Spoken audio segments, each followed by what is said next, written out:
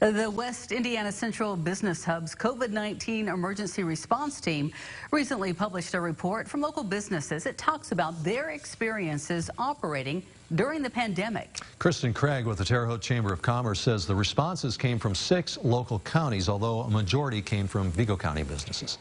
And as Nicole Christine tells us, those responses show what Craig is calling cautious optimism. This as communities look to slowly rebound from COVID-19's impact.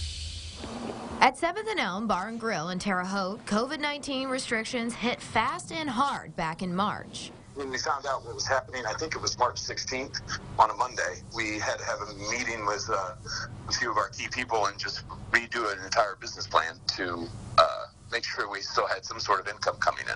According to a response report from the West Central Indiana Business Hub, 66% of responding local businesses have had to lay off employees or reduce hours due to shutdowns, a reality 7th and Elm faced early on. A lot of these people are college kids who rely on this to pay their rent and put food on the table. We also employ a lot of single mothers and parents of children who this is their sole income. So having to tell them, sorry, as of today, you're no longer employed and I can't pay you, they were not easy conversations, and a lot of people, I think, left here scared that day.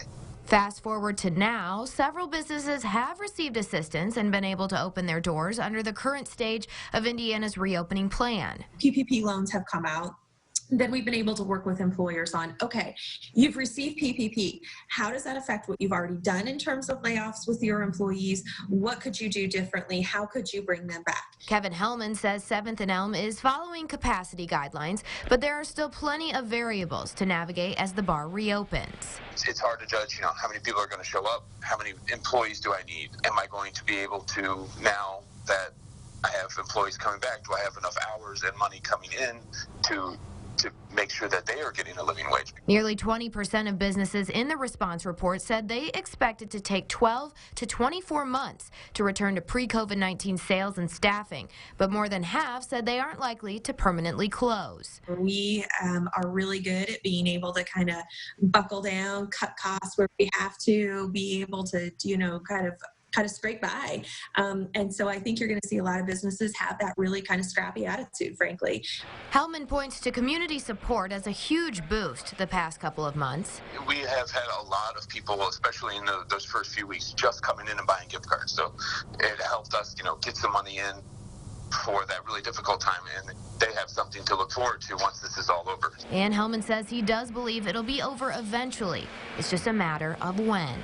We do see a light at the end of the tunnel. It's just, it's hard to judge how far away that light is at this point.